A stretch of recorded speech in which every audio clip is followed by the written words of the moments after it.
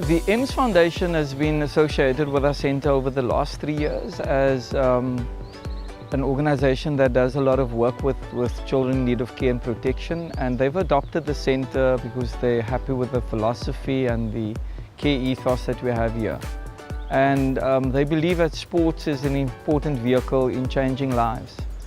And so they had a conversation with Leon and said, you know, how about bringing boxing here to the Western Cape and to our centre?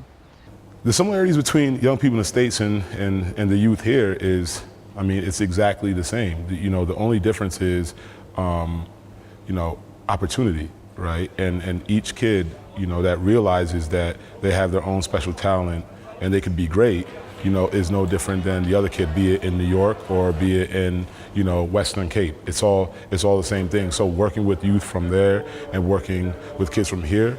And that's how they came along here, and what we've done is to expand the scope beyond Ottery and to look at involving Sanabo as well and promoting boxing on the Cape Flats in the Western Cape. And so it's been a tour de force, as you've seen. Leon has just got an amazing energy. Kids are fully enrolled, and hopefully out of this there'll be some aspiring boxers because the talent surely is here. You see, boxing on its own, it is a violent sport. We can't run away from that. It is a violent sport, but more importantly, it teaches you how to control your violent nature.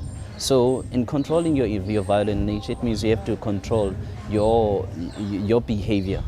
So, and most of our kids, the reason why they end up to be in conflict with the law or to have certain behaviors that are unbecoming, it's because they have not been taught from their young age how to control such behaviors. And boxing happens to be that kind of a sporting code that can assist them.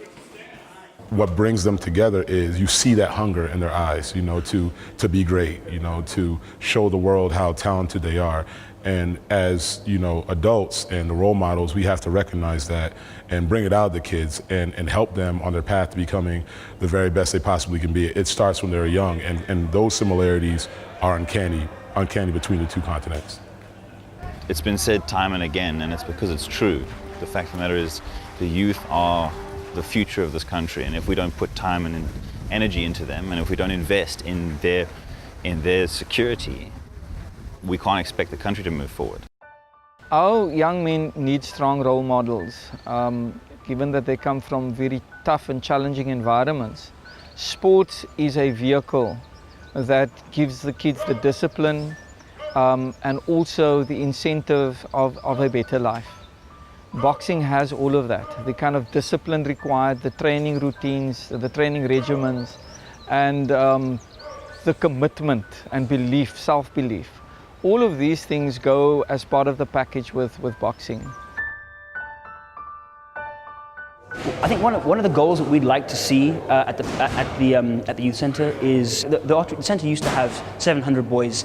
They went down to about 50 boys, and now they're back up to 80. We'd like to slowly progress this to get back up to the numbers that it was at originally, because we really think that it's doing such an amazing job of pulling these boys out of challenging circumstances. So our involvement, we'd love to provide facilities, provide ongoing support so that we can actually have a sustainable growth projection for the youth centre and really get the numbers of boys back up again, be able to provide the same amount of accredited skills that the boys can then leave the school with and actually go straight into jobs. We'd like to see the staff members, like increased staff members, we'd like to increase the sport, we'd like to, but have it all be completely sustainable so that it can support that ongoing forever as opposed to just trying to do too much too quickly.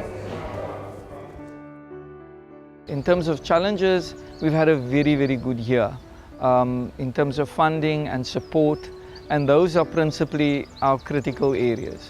And the EMS Foundation, because of the social, corporate social investment, they're not only providing us with funding, but they're also putting us in contact with a network of people that does a skills transfer. So in terms of challenges, you can see our buildings and our spaces, they need a lot of TLC. But all of our funds go into learner programming, and obviously this type of institutional care is very money intensive. You need money to put things on the table and to get our kids the kind of resources that they need. But we've been very blessed. The EMS Foundation has today donated us a minibus. And that minibus, giving us wheels, has given us flight. But I think for us, the most important thing is to get community involvement with our children. When our kids start feeling themselves as part of the community, they behave differently. They see themselves as a part of instead of against. And so when people's perceptions of the children at our centre starts changing, our kids take their rightful place as active citizens. And that is our belief, that more people would start believing in care, in a philosophy of care, which means that children have opportunities, they've got a second chance, and they can realize their dreams. We need to believe and dream, and we are able to do that, we can achieve.